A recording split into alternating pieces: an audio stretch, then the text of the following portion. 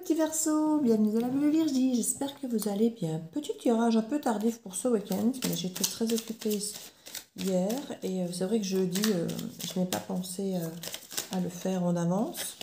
Donc on va voir 10 de coupe, bah, écoutez, j'ai bien fait d'attendre. 10 de coupe pour ce week-end. Moi j'ai envie de dire, on est content d'être Verseau quand on a 10 de coupe.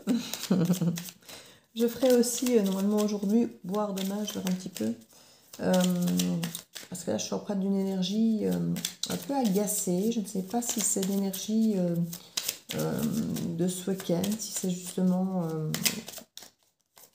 voilà, c'est possible, hein, qu'il y ait ce truc un petit peu bouleversant, là, triturant.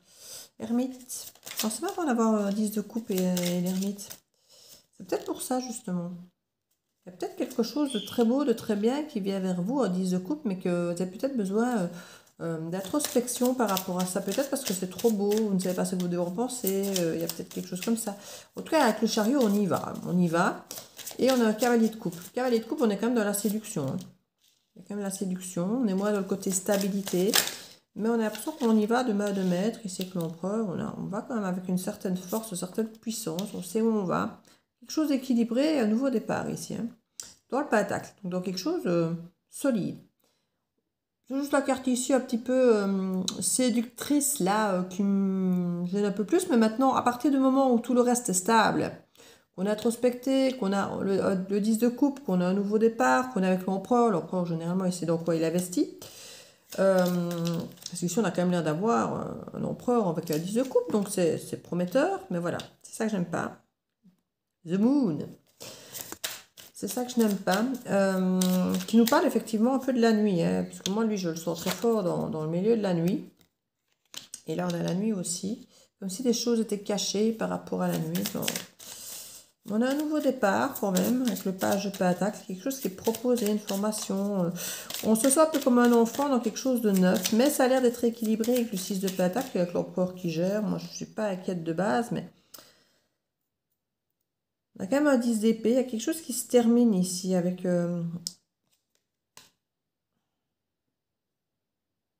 Alors, est-ce que c'est justement le papillonnage qui s'arrête? Est-ce que c'est... Parce que j'aimais justement pas le côté séducteur ici. Et là, on a quelque chose... Avec la lune, c'est quelque chose de caché, qui n'est pas révélé, qui n'est pas mis à jour. C'est du flou, une confusion. C'est quelque chose qui n'est pas clair, qui n'est pas net. Alors, c'est la fin de la confusion et la fin de papillonnage. Vous l'apprenez, le papillonnage? C'est quelqu'un qui arrête ça? Qui vient pour... Alors, je ne vais pas dire s'engager parce que le 10 de coupe n'est pas une carte d'engagement, mais c'est une carte qui peut nous parler de mariage, ou en tout cas de grande harmonie familiale, amoureuse, relationnelle. Et ça a l'air d'être un empereur ici, donc que ce soit vous ou l'autre en face, l'empereur, des deux très, très posé, très sûr de lui dans sa façon de vivre les choses, dans la proposition, très équilibré dans ce nouveau départ qui a l'air d'être assez neuf. Ça peut être une nouvelle relation ici, mais c'est peut-être une ancienne qui revient. Il y a des discussions à avoir quant au travail qui a été fourni ou qui va être à fournir. Des discussions peut-être pas faciles à avoir, justement, sur les exigences peut-être de chacun, sur ce qu'on attend de la relation.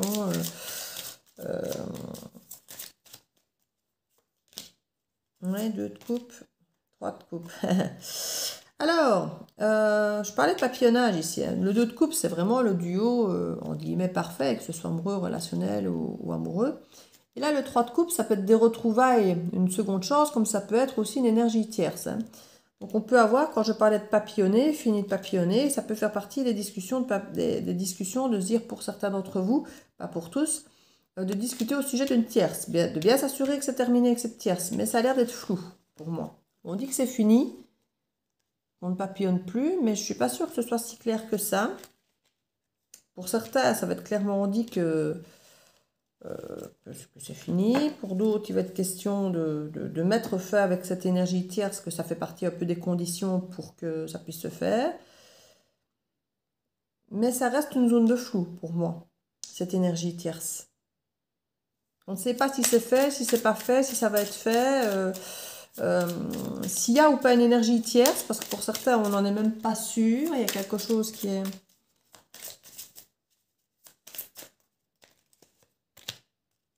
On sent la puissance ici. La star, c'est quand même bien, l'impératrice. Il y a quand même quelque chose de très porteur, de très protégé. Malgré qu'on soit puissant face à cette énergie séductrice, on sent qu'on n'a pas vraiment de pouvoir dessus, sauf si ce n'est d'avoir confiance ou non. Et on vous dit, avec l'impératrice, que c'est très positif, qu'il y a quelque chose de très porteur, de très fécond, de très bienveillant. Et avec la star, c'est de la protection aussi. Donc il y a quand même quelque chose, il y a une grande connexion ici quand même, hein, il y a quelque chose de bâton, on a envie de se projeter ici. On nous parle de patience, donc ce 10 de coupe, il est potentiellement promis, mais peut-être pas encore là en fait. Hein. À condition peut-être de laisser l'autre là. Ça me ramène à la guidance que j'ai faite justement pour tous les signes, la guidance générale, où on parlait justement d'un retour. Je disais même, j'en ai marre des retours, j'en ai marre d'être testé, j'en ai marre de ce côté, parce que pour l'instant, on n'a que ça, des retours, des retours, des retours. Et ça me saoule, en fait, de faire des guidances de retour, parce que je mets de l'espoir dans la tête et dans le cœur des gens qui, peut-être, doivent tourner la page. Donc, de ramener tout le temps des retours, il y en a qui vivent là-dessus avec leur guidance, mais moi, je déteste, en fait. Parce que je ne veux pas vous endormir, je ne veux pas vous faire attendre. Et c'est ce qui ressortait de la guidance générale, donc n'hésitez pas à aller voir la guidance générale pour ce week-end, parce que finalement... l'énergie est peut-être un poil plus précise ici que dans l'autre, mais on est dans ce doute pareil, de savoir en fait dans l'autre guidance, on ne sait pas trop s'il a déjà quitté l'autre ou pas aussi, et en fait dans l'autre guidance on a même tendance à vous dire que il vient vous dire qu'il a fait son choix, que son choix c'est vous, mais qu'en fait tant que vous n'avez pas clairement positionné vous votre volonté d'être avec cette personne, en fait, il ne quitte pas encore vraiment l'autre. Et maintenant, on n'est pas sûr qu'une fois qu'il y aura ces certitudes vis-à-vis de vous, que l'autre, il la quittera vraiment. Vous voyez ce que je veux dire? Il y a un petit peu de ça. Donc, n'hésitez pas, si ça vibre, si ça vous parle, d'aller voir l'autre guidance. Ça ne fera que compléter pour vous. Un as de bâton, où on est quand même anxieux par rapport à ça. Parce qu'on ne sait pas trop, à mon avis, justement, la potentielle sexualité, s'il y en a une, de comment on doit la vivre, si c'est juste ça, du charnel, ou s'il y a autre chose derrière, si c'est plus grand. Mais on sent qu'il y a une attraction potentielle, mais on ne sait pas ce qu'on doit en faire. En fait, on ne sait pas si elle est bienveillante simplement dans la relation parce qu'il y a une attraction grande, importante, que si c'est un beau lien, ou si on se fait juste encore avoir quelque part, puisqu'on ne sait pas si l'autre a vraiment quitté l'autre. Oui, c'est pas aisant en fait, c'est pas pour rien que je me sens pas bien là aujourd'hui. Je suis en train de faire la guidance là et je ne me sens pas bien. C'est pas parce que je me sens pas bien que je ne dois pas la faire, dans le sens où ce sont les énergies du jour, du moment, et que je dois vous faire les énergies du moment, bah, il faut que je vous les transmette. Donc je ne dois pas toujours être que bien dans ma peau pour vous transmettre les énergies. On a quand même un roi de pentacle, donc qui sait ce qu'il doit investir, comment l'investir, et là c'est dans l'idée d'un vœu exaucé. Hein. Alors, le roi de pentacle, est-ce que c'est l'autre, est-ce que c'est vous? C'est vous qui sentirez comment les choses se passent, mais ce nouveau départ potentiel peut vous stresser très fort. Peut-être parce que justement, ça ressemble de très près au vœu que vous avez toujours voulu, mais vous ne savez pas si vous pouvez avoir confiance en ce vœu. On vous dit quand même que c'est porteur, avec l'étoile et l'impératrice, donc il y a quand même quelque chose de très positif comme énergie, mais vous doutez, hein, et je comprends, parce que c'est flou. Ça reste flou, c'est pas clair, parce que je crois que la personne a tellement peur de se retrouver seule sans rien que ben, elle garde ses œufs dans les deux paniers. Elle ne met pas tous ses œufs dans le même panier. Elle a peur de se retrouver seule au final si vous lui dites non.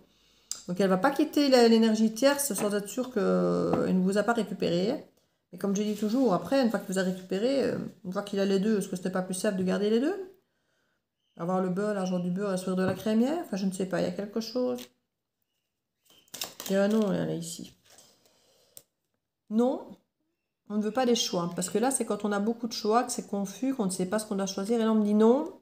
Et on dirait qu'il y a... Alors, est-ce qu'on veut me dire non? Il n'y a pas beaucoup de choix. Non, il n'y a pas de confusion. Ou parce qu'il y a trop de confusion, justement, on dit non. Ça sera différent, je crois, pour chacun d'entre vous. Chaque histoire est différente.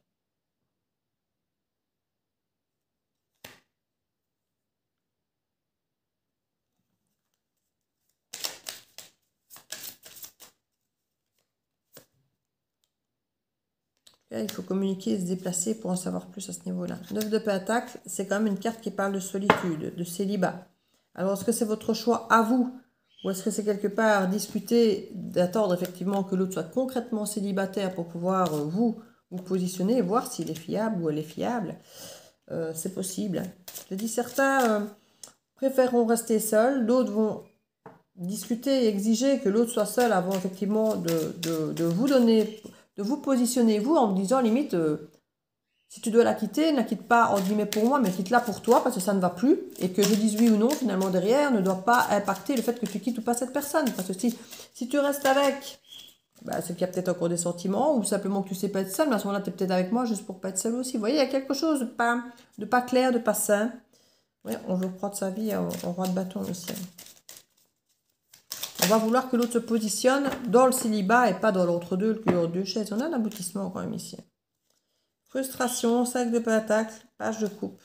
Ouais, c'est ça, vous allez presque lui dire, il faut presque que tu te retrouves dans cette situation de manque, où tu dois t'imposer quelque part d'être dans cette situation de manque sans rien, dans le vide, avec le célibat, pour reprendre, que tu sois peut-être même un peu dans l'ennui et la frustration, pour pouvoir commencer quelque chose de bien, de clair. Après, il y a quelque chose qui rime un peu avec ça, vous voyez, cette idée du célibat, machin. Et là, il peut y avoir effectivement changement, roue de fortune, as de coupe. Avec l'engagement du hiérophant. Ouais.